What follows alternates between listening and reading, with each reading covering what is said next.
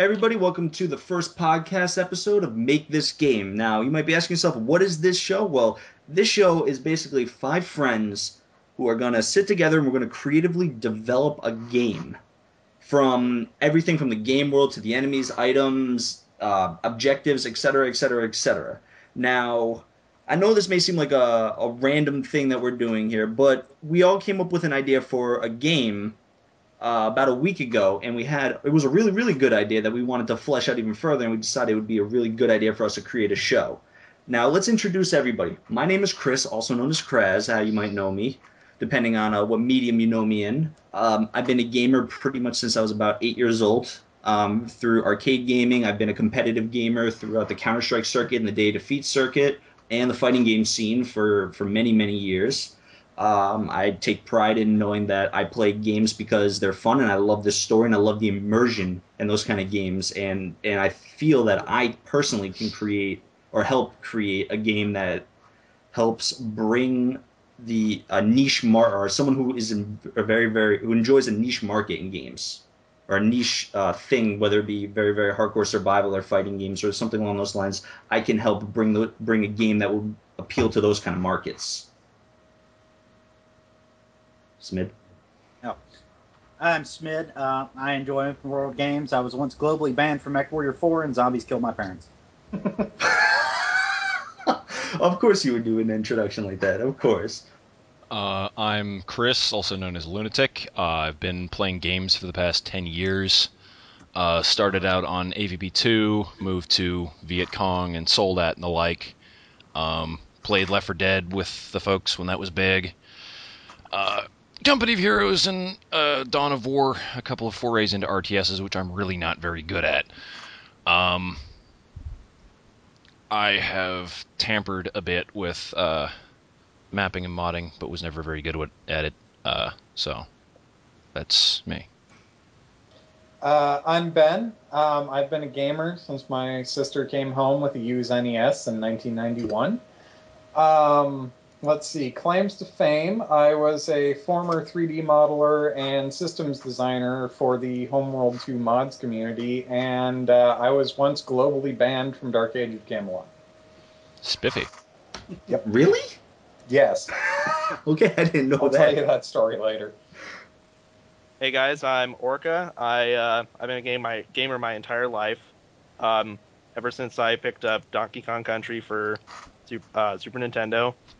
I'm a site director at outpostavp.com. Nothing really going on there, but still happy to say I'm there. I basically here because I think everyone knows, sitting around with some friends to say, coming up with a concept, this is the type of game we want to make, and I think everyone knows that kind of experience, so that's why I'm here. Now, the game that we want to make, we're hopping right into pretty much this is the pitch. This is the idea that I threw to these guys because originally when it was me and a friend of mine, Derek, I promised him I would put his name in this. So he would get some credit in this because originally it was his idea and I took his idea and kind of made it my own in a way. But shout outs to Derek. Thank you very much for this. But the idea is this. It's a zombie survival game. Now, everyone's about ready to stop the podcast right now because there's a ton of those already. But this isn't your typical zombie podcast. Or zombie... Wow! I don't know what you're talking about. I already stopped this podcast. This isn't your typical zombie survival game. This game is heavily based around the survival aspect. The zombies are almost an afterthought. They're just the things outside of your not being able to find food or this or that. The zombies are there to give the game more tension. The game is mainly based around your survival. The setting is a desolate metropolis that has been completely ravaged, taken over by a zombie infection, and your goal is to survive.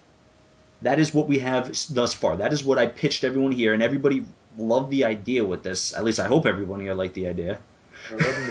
I secretly hate it. I'm going with Smid. But we threw around a bunch of ideas for probably about 3-4 hours, something along those lines. We were talking about a whole bunch of random ideas for a long time, and I forget who it was that said, "Hey, we should make a show out of this." I don't think it was me. Anyone even remember that? No. No. I'll take credit if no one else will. Yeah. All right. Orca Well, did it. Yes, it was Orca's idea. yes. But to turn this into a podcast where we can sit here and you can listen to us go through our ideas on how to turn or how to flesh out this hardcore survival game. And please do sit here and listen to us because we're all incredibly lonely. Yes, please. Especially please. Ben. Yes. Okay. Sorry, I just see the picture of Cary Grant saying that. And also, I want to take this moment to say to and if any developers are listening to this, or if you're friends of developers and you like what we are saying, we are not copywriting this idea. We are not like saying, "Hey, this is our idea. Don't you touch it." We want someone to make this game because the group But I of thought us. we were saying this was our idea. It's what it is our idea, but we're not going out and saying it in a copyrighted fashion.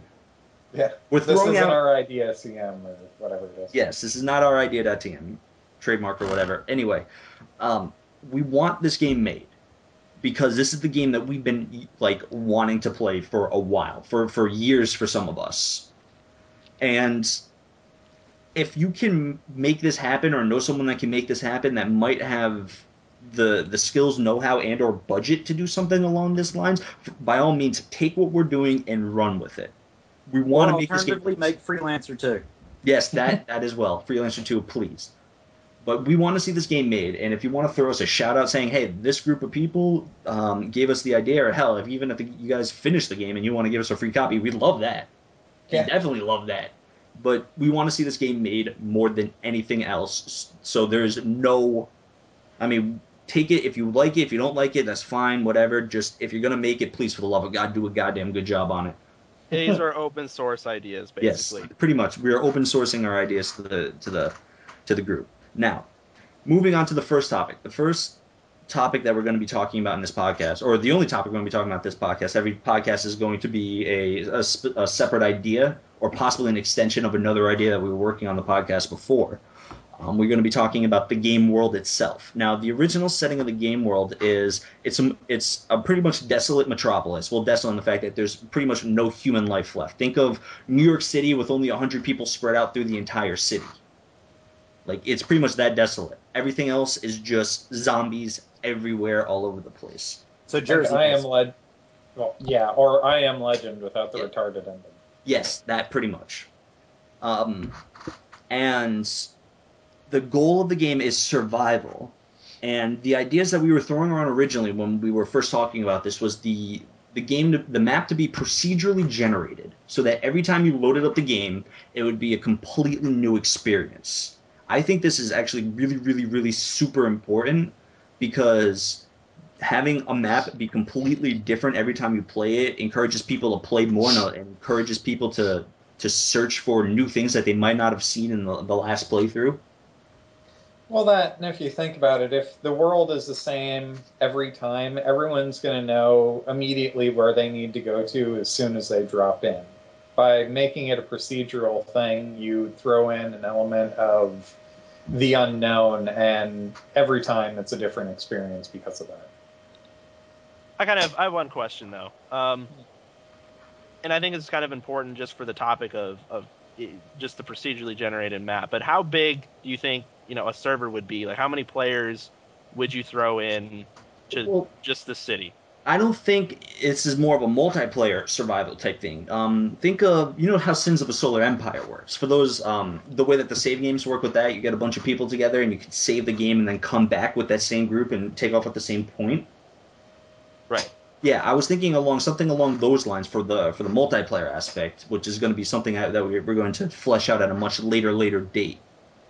I see. So this is primarily just single player portion of it's single player, but we can talk a little bit about the multiplayer. I mean, the world could be huge. It depends on how we wanted to generate it. That's one of the big topics we're going to need to touch on is how the world will be generated. And you want to worry about gameplay first. Yeah. Yeah, that too. But let's not get worried about the color of the motion tracker. Blue. No, green. Red. Damn it! Okay, moving on. Now, with procedurally generated worlds, there's a few ways that I've seen personally that you can go about it. You have the Minecraft way, which is which is an infinite world. Every time you walk into a new area, it loads a new chunk and then does all the calculations of the chunk when you go to load it.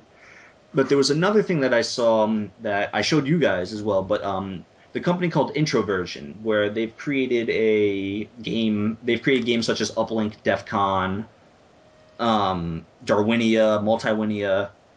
They had for this game that they were working on before they had to stop called Subversion.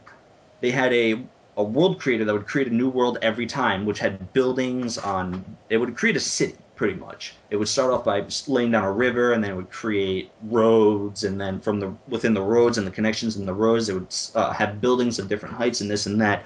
It would create a more finite world.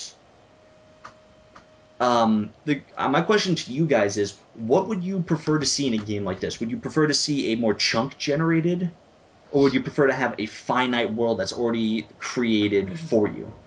Well, I think part of that decision sort of needs to come from the idea of, do you want the player to be in the city for the entire time, or do you want them to be able to find like a car that still has gas and then just book it for the boons?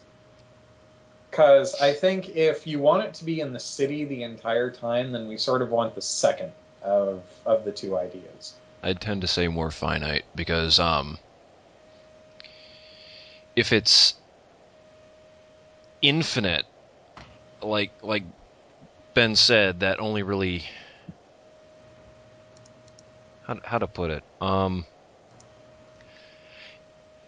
You want to kind of have this established setting. I mean, it is randomly generated, but you're going to get a feel for the city. You're going to explore it, and I think it'd be better to have this feeling of familiarity after a while, as you get to learn the ropes of the new city that you're walking into, instead of being able to walk in a direction and end up in a completely new area every time.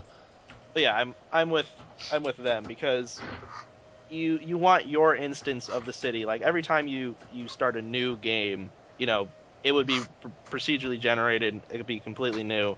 But you definitely, I think, for this type of game, you want familiarity, just so um like you feel like it's yours. Like this is my instance of this city, and you get to know it. The more you're in it, you get to like memorize like which streets connect to where. You get to memorize which buildings you like to go to, that kind of thing. What do you think, Smid? Uh, I don't think procedurally generated is really the best term for what would be needed. Because Okay. procedurally generated is like Minecraft, how it regenerates the entire map every time you go in. And like what they were saying, where every time you load in, it's going to be the same city. So that, I mean, it's not going to change every time you save and quit. But at the same time, the map is going to regenerate every time you start a new game. But it doesn't need to just generate an entire city from scratch. It needs to generate an entire city from modules. Like every time there's going to be a police station, there's going to be like gas stations, there's going to be a hospital, there's going to be residential areas. But it doesn't need to rebuild those from scratch. It just needs to randomize the locations that they're in. Well, at the same time, it's not guaranteed that you're going to have any of those features. It could be, a more residential or suburban area. It could be a high-rise business district. It could be an industrial sector. It could be Well, a port and docks area. Well, I I mean, mean, each one of those settings is still going to have buildings that will be there every time. yeah. And Yeah. those buildings will form modules that it would have to randomize each time. If you're doing it procedurally generated, then you're basically building a city from scratch, which may not work in an open world type game. I mean, it works in Minecraft because you build literally everything out of blocks. But for something where you need to be able to find medicine, I mean, if it's a docks district and it generates everything except some sort of a house that has medicine, then you don't get any medicine. There's got to be somewhere in there that generates the different items that you need. And if it randomly generates everything, then there's a high probability that something you need won't be there. Well, That's the at the thing. same time, I think that might be in a way what we're going for. That some game or there are going to be instances where things you need aren't going to be there in order to drive player exploration. Yeah, and if it's if you're kind of going around the theme that you don't get to choose where you end up, you don't get to choose who you are, the zombie apocalypse can happen anytime, anywhere, and you work with what you have. I could see that, and I agree with that. But I'm saying, like, if it's like a city that you spawn into, and the city is randomly generated, then you should know off the top of your head that somewhere in the city there is a hospital, and in that hospital is some sort of medicine that you can use. It's a city; it's got to have a hospital. That's Yeah. I mean, I it's see your not going point. to not But- generate a I hospital. was, I was can- thinking more like, I guess the question is if you're doing an entire city or a subsection of a city. I What the map think scale we're is gonna be. shooting for an entire like it. Okay, the program or engine or whatever it is will generate a city, and it will lay down the road grid, or it will lay down the road or the roads procedurally. It'll zone out the area for industrial, commercial, residential, et cetera, et cetera. And then based upon where those things are, it will populate each of those zones with the different modules for the different buildings. Yeah, that's what I was thinking. Yeah. I think it's the idea that it's procedurally generated with limitations. Like, Yeah. there, even though it's really old and was extremely simple, Diablo 2 had procedurally generated areas, but every time you went to, this area of the world, you would find the same dungeons. They would just be in different places. So it would be reasonable to expect that, like Smid said, every city is going to have a hospital, every city is going to have a residential area, um, an industrial area. It's just where those areas are and how they're laid out is going to be different. So we don't we so pretty much the consensus is we want to stay away from the square chunk Yeah. generation that Minecraft has and go for something perhaps maybe a more finite area that we're looking into. We don't want to have an infinite city, I guess, is what we're Yeah. saying. Yeah. Well, here's Yes, because I mean, when you get into a thing like that, you get into what used to happen in Tribes 2, where it would generate the entire planet, but once you went beyond specific map boundaries, it would just be like random jagged blocks with no sort of rhyme or reason to and then that. it would crash. Yeah, and if you had an infinitely generating city, then okay, you hit the bounds of whatever area you're in, and say you're in a residential district or something like that, and you step over that map boundary, it loads the next chunk, and suddenly you're like in 70-story tall high rises just immediately. Okay, yeah, I see what you mean. There needs to be kind of a gradual push from going from the typical commercial districts into the high rise buildings Yeah, and stuff it, like it that. needs to feel like you're in a real city, which is why I think or a finite scope sort of. I mean, the map would still be huge, but it wouldn't, you wouldn't step over a map boundary, and then it would create an entirely new city in the same size on the other side of that map boundary. Not only that, but if it's an infinitely generating city, scarcity is no longer a problem. Because Yeah. if you walk far enough, you'll find whatever it is you're missing. Now, here's my question: how are you going to do borders? Because you can't just do invisible walls of the arbitrary edges of the city, and you don't want This to is have actually an really island easy. every time. If you Quarantine get, zone. I mean, all right, yeah, quarantine zone, exactly. If Okay. now, I'm assuming that we're going to look at something maybe the size of Los Angeles and the surrounding suburban areas, or New York and the surrounding suburban areas. That's a huge city to traverse on foot. That is a massive city to traverse on foot. And if you start at the center of that city and you go and you make it all the way to the end, at the very end, you could be just flat up. They could just think you're a zombie and pick you off from 1,000 yards. The second Resident Evil movie, I know those movies were awful, but the second Resident Evil movie, they just put a 200-foot wall around the entire city. Mm-hmm. Done. When you reach the edge of the map, there's a giant wall with barbed wire on top. And guys looking at you with very angry guns. The whole quarantine zone thing sort of brings up a question, and this might be a debate for a later thing, but I suppose in order to establish the game world, we sort of need to know what the end goal of the player is. I mean, is it just pure survival, stay alive as long as you can, and a losing is fun situation like Dwarf Fortress? Or, like, is there the hope that at some point you're going to get rescued and you just have to hold out till then? Well, my original idea is that Since every game is different, the players are going to be going through it with the losing is fun attitude. Mhm. But there will be events such as the military may send a reconnaissance crew through to see how bad the city is, and you might get picked up, and the game could end right there. Or Uh-huh. the military could come through, and they are on strict orders to kill everybody. I mean, this is one of those games where I'm gonna you brought this up last time where it completely benefits from a lack of documentation. It is a Yeah. sandbox world. Let the players play in the sandbox worlds. And what happens happens. Let them adapt to what is Mhm. going on to the situation. So I mean the overall thought process will probably be yes, losing is fun. Let's see how long we can live in this type of situation. But there are going to be events where yes, you can quote unquote win the game. Okay. We're just not going to tell them what the idea is because that takes away from the fun. Because if people have a strict idea of a goal, they're going to Mhm. rush towards that goal. Yeah. And ideally, the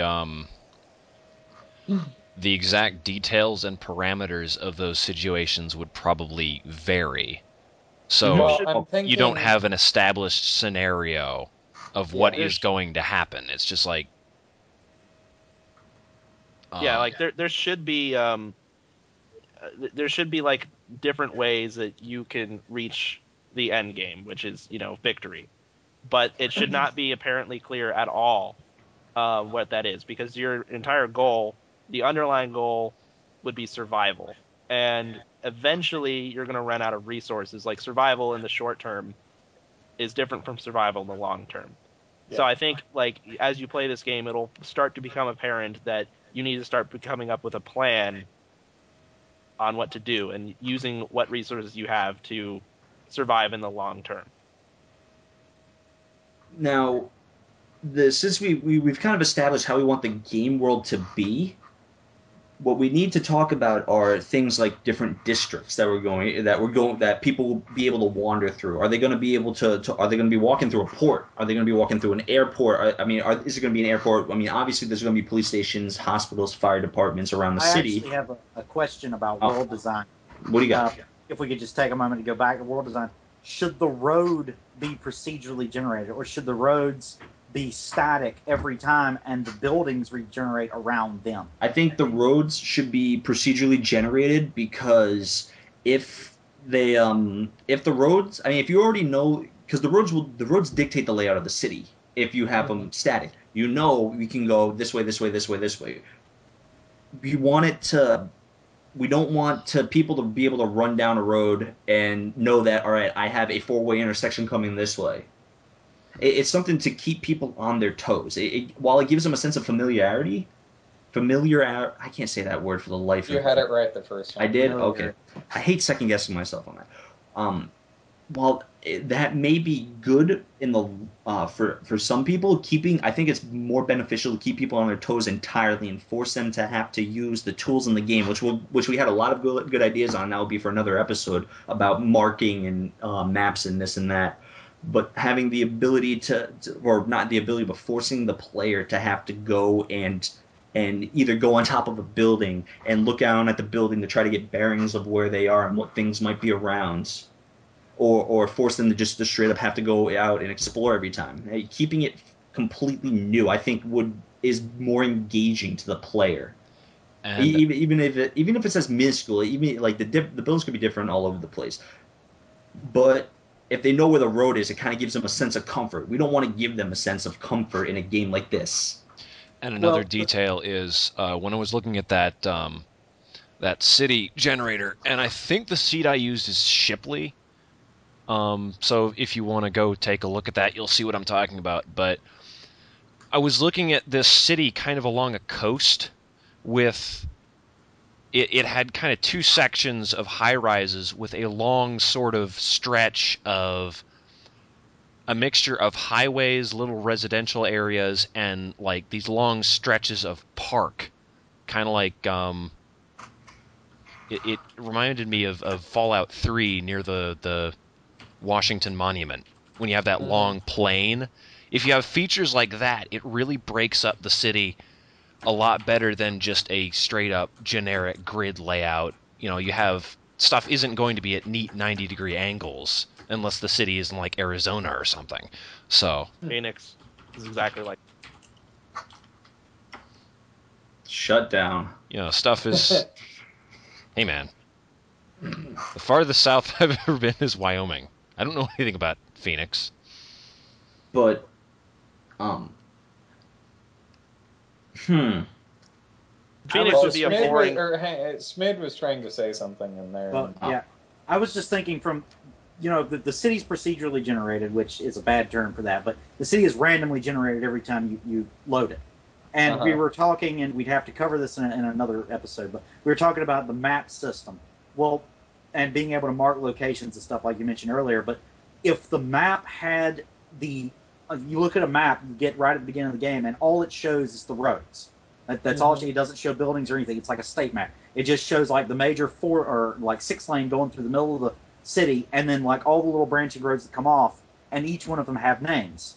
Then you can say, okay, I don't know where the hospital is, so I'm going to go to the corner of Washington and 7th and attempt to find something there. You can still, if you know where the roads are, and if the roads are the same every time and are labeled the same every time, then it does give you some familiarity, but it's not enough to tell you where something is at.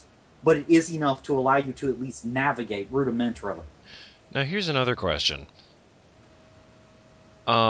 Usually hospitals, and I think hospitals and that kind of thing are usually on at least city maps, I believe.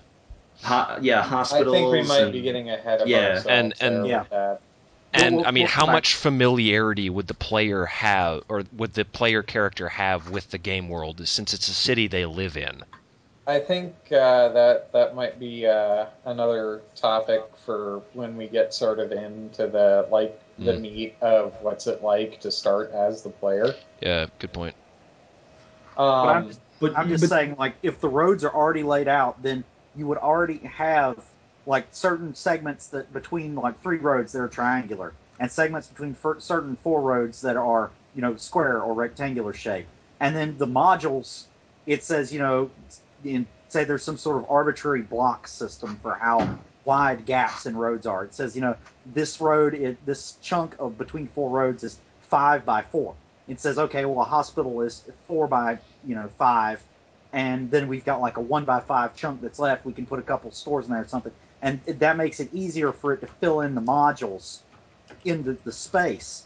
But at the same time, you can, every time you load in, if you've played it enough, the general layout of the roads. If you start on this 4 lane, you know that if you go this way, there's an intersection, and that gives you at least some leg up on where to go. Now, you may go to that intersection, and there may be a collapsed building there, or it may be completely walled off, or the game world can change, but at least you know that on the other side of that intersection is another stretch of road that leads to this and this cross street, and you had good luck with there last time. There may not be the same houses there last time, but you at least know that that's a place that might be residential because it was residential before, and you can maybe go there, and it gives you at least a leg up on gameplay. You don't go in completely blind.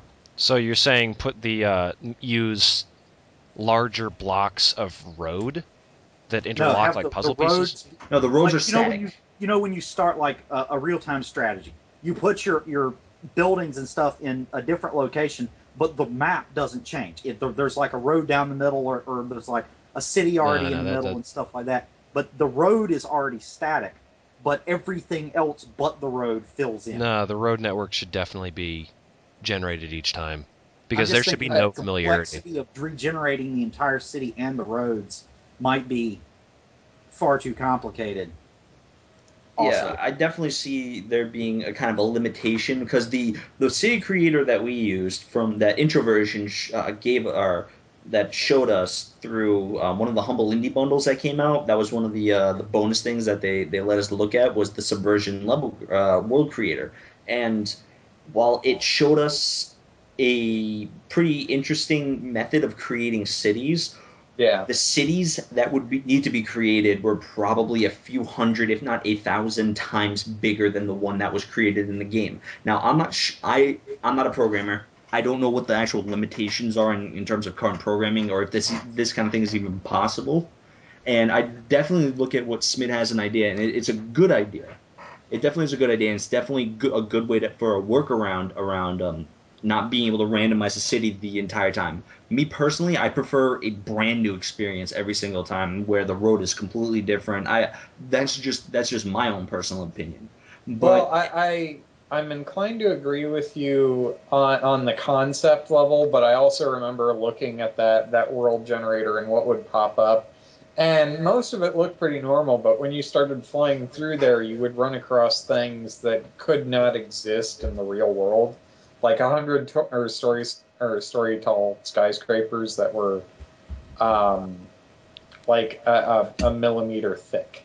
Well, see that we already in when we were talking about that before, we already came up with a solution for that. At least a rough solution is where you kind of hybridize the procedurally generated road system, starting from the 6-lane highways down to the sleepy little residential cul-de-sacs, and then you take a modular building system to try to fit stuff in where you can.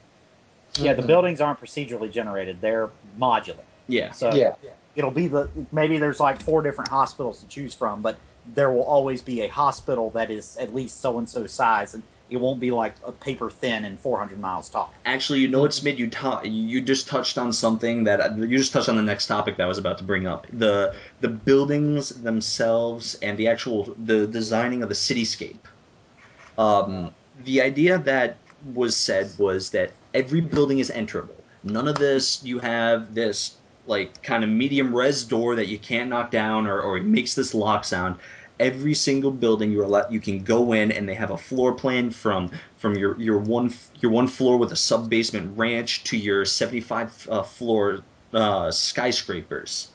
Assuming And that the door isn't barricaded from the inside, you can actually get in. But even if the doors are barricaded, you can go through a window, or you can knock the barricade down if you have enough time and you want to make enough noise to get in there. I mean, Yeah. every building in itself has the ability to go inside. And an idea that we were floating around was that you prefab a whole bunch of designs. Now you have, most skyscrapers, they're pretty much built the same way. Yeah, every floor looks pretty much identical to every other floor. Um, Now, like offices and stuff could be procedurally generated. mhm. It populates, like, creates the generic, pulls from like a list of 5 different generic skyscrapers that are all 100 floors or 50 floors or whatever, and then it says, okay, well, the bottom floor is the lobby. We know how that's going to look. Throw a computer on the front desk, add some janitorial supplies to the closet, and then starting from floor 2, floor 1 if you're in UK, up, then it just randomly populates with cubicles and executive suites and whatnot. Those can be procedurally generated, but the building itself, so that would be Alternative pulled from like a list of like 5 different buildings of the same type but a different design. Alternatively, if that requires too much computing power, you could do a modular thing like with the buildings with floor plans. So, like or say you create, I don't know, 10 different floor plans for, a building or a skyscraper of type X, and or that are not the lobby or anything or the basement. You have floor 2 through 75 can be any of floor plan B6 through 7 or something, or B like 1 through 7. So you have these modular floor plans, and then when the computer generates the building, it just stacks them on top of each other in a random order. Well, that and what's actually in each floor, like as far as like the small things like chairs and computers and desks, it's a zombie apocalypse. So it'd be reasonable to assume that most of everything is messy because, things went to chaos. So you really wouldn't have to worry that much about things being in neat order Mm-hmm. if you were able to somehow create like if you have these modular um, floor plans for every level of this skyscraper, and you are able to populate like each cubicle with, you just say it needs to be populated with a chair, but it doesn't matter if the chair is standing or if it's on the ground or whatever. Even thrown around the room. You just have Yeah. like 15 cubicles in the room. You need 15 chairs. It doesn't matter. All the chairs can be stacked up against the door as a barricade. Yeah. Right. So, you could basically, if you modularize, like basically make everything Carp. Carp- Oh my god, this word. Compartmentalized. yes. If Oh, that's the word that you guys that word said? Yep. that word Ben just said, if you did that for all like everything from the districts to the buildings to the actual floor designs to what goes into each cubicle / office suite / room, you can modularize everything. So there's modules for, this is a bedroom, so this is what would go. These are the objects that would go in a bedroom. Throw them in there. Yeah. Which, I mean, allows you to go in every room of every building, theoretically. And are a bunch of these going to look almost exactly the same? Yes. But if you walk into any hotel room and walk from room to room to room, do they all look pretty much the same? Yes. Not to mention, you look at a skyscraper that has floors 38 through 53 of one company. They're going to pretty much map most of their floors to be the same thing for the grunts that are working in the cubicles. Mm-hmm. So it's, while the floors may look a little bit different, may look different somewhat, but they all keep the same type of form. It's still quote unquote realistic to look at, as realistic as you can get in a zombie apocalypse type of game. But This might be more helpful for like a developer who might be listening to this, but a system sort of like what the Sims 2, or not the Sims 2 specifically, but the Sims series has in place, where each room is comprised of a certain number of blocks, sort of like Legos. It's so and so blocks wide, so and so blocks long. Like I was mentioning earlier with the modules. Then if the skyscraper generates a room that's 7 blocks long, 4 blocks wide, then it just pulls from room plan blank that's 7 blocks long and 4 blocks wide. It's guaranteed to fit in space. yeah. And you can just use a system like that to randomly generate blocks of a city, rooms, and suites, whole floors, something as simple as that. And make the granularity small enough that you don't end up with the Mass Effect 1 style of, oh hey, it's that moon base again. Yeah. I think we might be devolving into minutia a bit. So I think the original topic, before we got into this, was what districts / areas would you expect to see? So I think Before we jump into that, I want to suggest something for the districts and zones, which everybody played MechWarrior 4, I'm assuming. Yep. Yes. Yeah. The multiplayer maps, the way they were set up, is you could play in like a city map, or you could play in just the parks from that city, or just the residential area from that city. It was the same map, but the map boundary shrank to include a specific section of it.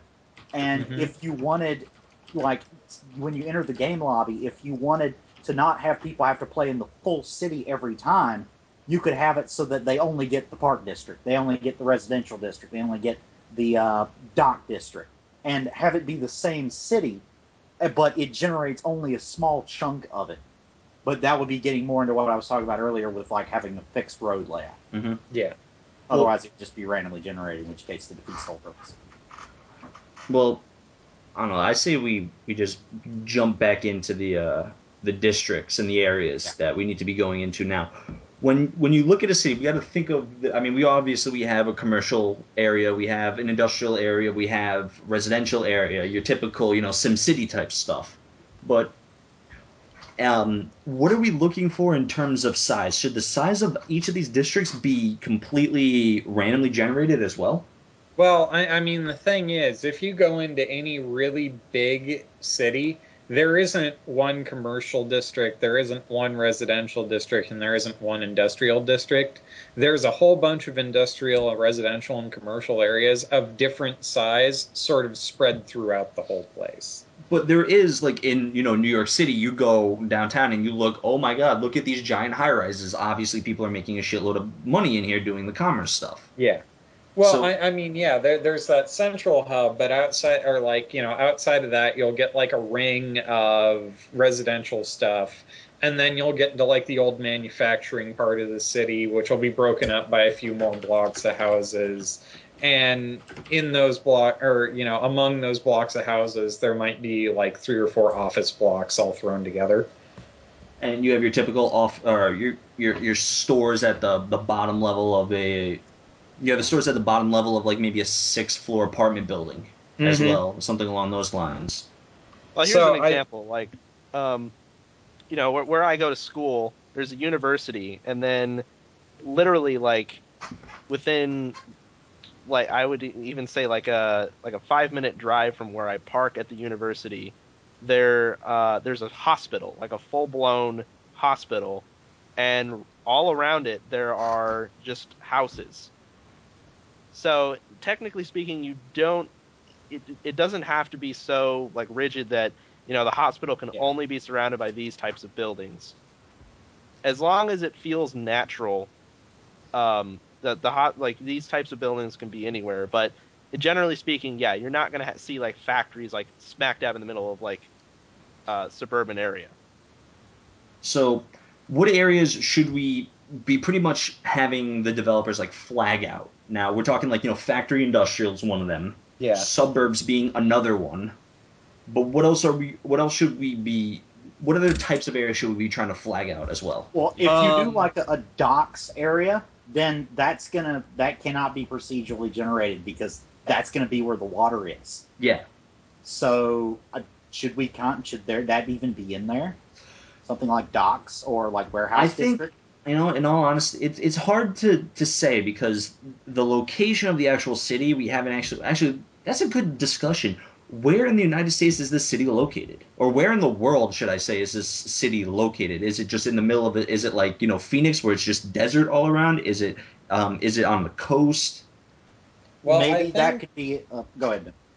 Oh no, I think. Well, I mean, we all sort of went into this after looking at that city generator thing from the Humble Bundle, where it creates the landscape and then creates a city that conforms to the landscape it just created. So I think we sort of all had that idea to begin with. Now, whether or not we want to like decide that it's, point X on latitude and longitude and then randomize it from there, that is a really good question. What if it would? All right, I don't know. I'm not a developer, so I don't know how hard this would be. But what if we have it picked from like a preset? All right, so you go to create a map and you have a few options: desert, That's coastal. what I was going to suggest. Yeah, Like Cities XL. yeah, When you yeah. start Cities XL, you get to choose whether you want it to be on the coast or like a fertile plain in the middle of nowhere or on a river or, in the middle of the desert and pick the location first, then maybe have like, if like going back once again, if you had a static road layout, pick the road layout that goes on top of that. Or if you don't have a static road layout, then just have it procedurally generate from there, and that would be the only option. But just pick the location of the city to be, and then maybe it populates what it has from there.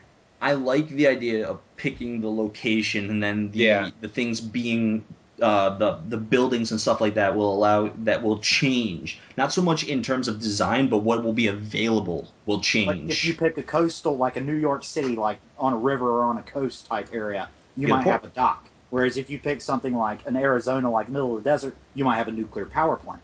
Yeah, or a Yeah. solar power plant, or just Yeah. something more to that area.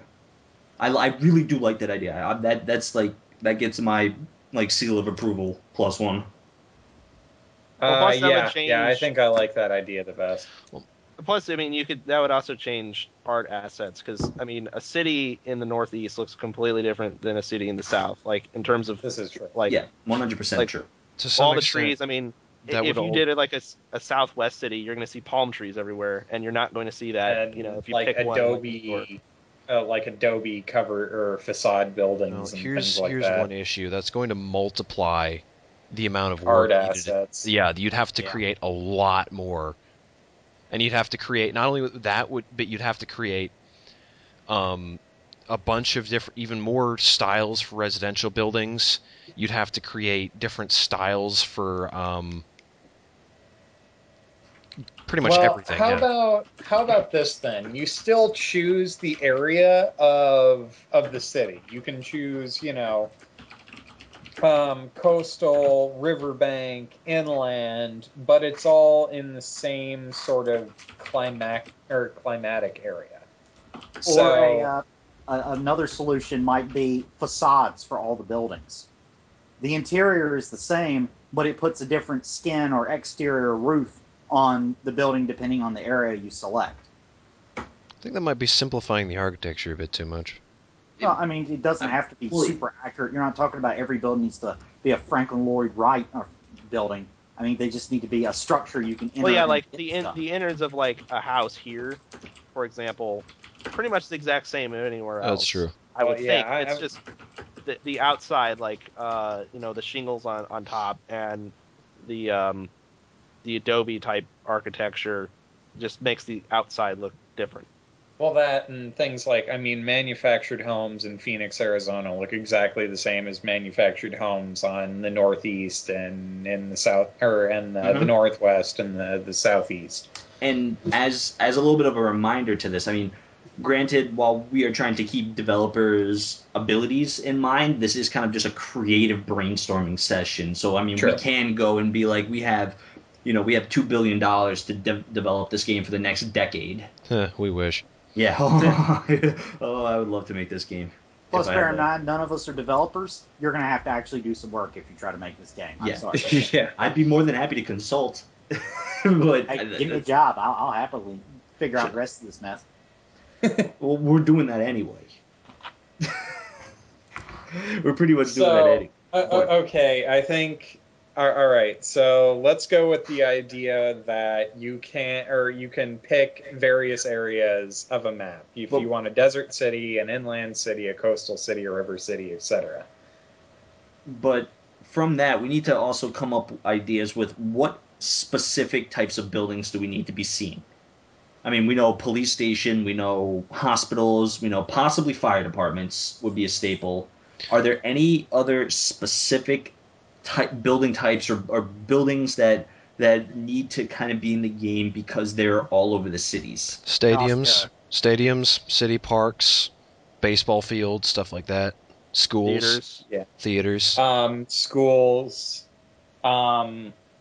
University, probably, right? Yeah, every map should have one university, and then, or state university, and then, actually, university is a really bad example because you can go to university and accidentally close out of your browser, and you're not going to University of Phoenix anymore.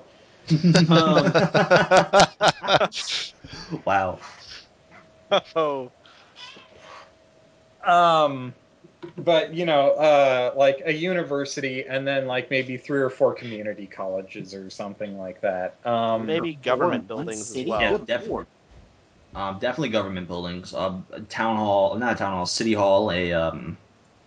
Legislature, maybe. Yeah, maybe legislature, depending on the city.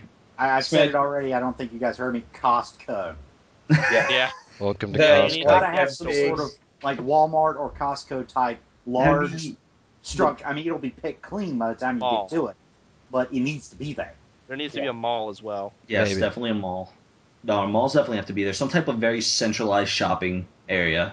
Mm-hmm. And then things like strip malls and storefronts and things Strip like that. clubs. Yeah. Not that there will be anything to do there if everyone's a zombie, but I'm just thinking. Yeah, you never know where people are holding out. That would be a very, very interesting place to be holding out. Well, There's some guy listening right now who's just like, yes, that's what I was thinking. Well, they are usually built along highways with no windows, so. Yeah. That's true. That is actually very true. That might Let's make a game where the best place to hide is the friggin' strip club. Well, yeah, they have no windows, and all the doors are, closed up. Yeah, there's like the front door and the back door, and maybe like a fire exit or two. Actually, yeah, and the more we're thinking about this, the more we're thinking in a zombie apocalypse, we need to go to a strip club. Well, we're covered in this area. Also, someone already mentioned it, but like, if there's any sort of university or something, it needs to have like a sports complex to it, because the number one place to find weapons you can swing at people's heads It's going to be a sports complex. Baseball Yeah. bats, lacrosse sticks, hockey sticks. In lacrosse, you use stick? Yes, it does. ILS Cesta, anything like that. Just it's all at that complex. Plus, concrete building, lots of double doors that can be changed shut or blocked. A very good place to hide with a lot of people if you're in the multiplayer aspect of it. Maybe a an airport. Yes, definitely Well, an airport. yeah, In any I major think- city, there's an airport. Yeah. Or an Although airport, to be fair, it varies. Like Pittsburgh's airport is like 30 minutes away. yeah. Yeah, some airports are on the outskirts, so Well, that Yeah, would depend I on don't which know. map you pick. I mean, if you pick like a desert Arizona, like Phoenix type map, the airport's not going to be in the middle of the city. It's going to be way out on the outskirts. If you pick something like New York, it's going to be right there inside the city limits. Yeah. That's true. That like, do you want like a major like a major international like hub airport, and then so like okay, there's one of those there. What about like the smaller ones that people fly Cessnas out of? Do we include those too, or I think those would be a good outskirt type of Yeah. thing to have. Like even go so far as to say maybe even a dirt road landing strip. Yeah. Well, the thing you have to think about there is how far out is the wall that keeps you from getting away from the city. That's a you very, can get very to good question. suburbia. I mean, but I don't think they're going to build it 20 miles out at the end of a dirt road to surround the airport. Well, actually, they might, depending on how far. I mean, this is all hypotheticals here, but depending on how far the zombies actually make it out of the city before they can actually establish a perimeter, they might just start slapping up walls. They could go so far as 50 miles out because, like, all right, we know there are no zombies out here. Let's start slapping up a wall around here just to be sure. Yeah, Well, but that that's a realistic and- thing. That's not a gameplay thing. You can't have 50 square miles of territory. Yeah. That and like I'm sort of drawing from the example of Phoenix, and in World War II, Phoenix was where all the Air Force pilots trained. So there's a civilian airfield that used to be an Air Force base, like 6 blocks from my house. It's right smack dab in the middle of like a residential district. So I mean, there's the potential for it being, or for those small airports being within the inside of the city limits. Also, Ben just brought up another good thing that we need to another good area that we need to have in these cities: military bases, National Guard, baby. National Guard, maybe even just a military training facility in general. Oh God, zombies with Kevlar is the scariest thing ever. By the way, I think to some extent this is all minutiae because it's going to be randomly generated anyway, and you're going to have a fire department and a hospital, but you have like a 25% chance of having a university, a 5% or 3% chance of having a training camp or something. well, yes, but discussing what these things are is important because it's one of those things. Like, what do we want to have the opportunity to possibly see in the map? I thought you were talking about what would be there. Oh no! These are all no. possibilities that we could see. For all we know, like we'll never. I mean, there are some things that are going to be there regardless. A police station, you will have to have police stations in cities. Have to have fire departments. Have to have hospitals. You might have a military facility in the middle of a city. You probably will have an airport, but where the airport is will change. You might have a giant stadium. You might not have a university. I mean, not Really? all major cities have universities. Phoenix has one. Well, yeah, Phoenix does have one. Phoenix has 6 community colleges. Phoenix has 17 airports plus the international airport. 17? But it's also a city of 5 million people. Well, that's the type of city we're looking at, though. We're not looking at like a smaller metropolis. We're looking at a major metropolis. True, yeah. Like couple million people minimum that were in the city that now are zombies. Well, yeah, So but basically even weighted percentage for everything. Yes, Depending weighted on percentages. which map you choose, you have a greater percentage of getting this type of structure.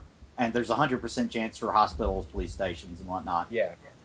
Which actually, that would be more like a 300% chance for police stations, because I imagine there's going to be more than one. Yes. Well, yeah, I figure there will be have there be a modifier or something like that. So, this is going to spawn 100% of the time, but, there will be between 3 and 10 of them on the map or something like that. I like that idea. I really do like that idea. Also, banks, we forgot. Oh, Yes. yes, for all that money we can't do anything with. You know, For all here's those here's an vaults, interesting you're thought. Just a bank heist in the middle of a zombie-infested city. Talk Well, about like It wouldn't redundant happen. operations. I'd do it actually. In all honesty, I'd probably like if I could. Granted, I'm jumping into the multiplayer, but if I could get like three friends together, I'd totally do a zombie bank heist. Well, hold up. I That's- mean, I know this is like way off topic of the the city and the environment and everything, but if that's one of the ways you can, if maybe there is someone that you could bribe to get you out of the city, like eventually, maybe money Yeah. it Yeah, could be useful. that You is never something know. definitely talk about later at a later date. That's a very very good idea, which I'm actually writing So down here's right my now. We here's can the cover that in like question a West about the episode. what is the world outside of the city? What do you Has mean? it What's I has don't it think you all know. been I don't think it infested by should. zombies? we don't know. The I whole don't point think of it should.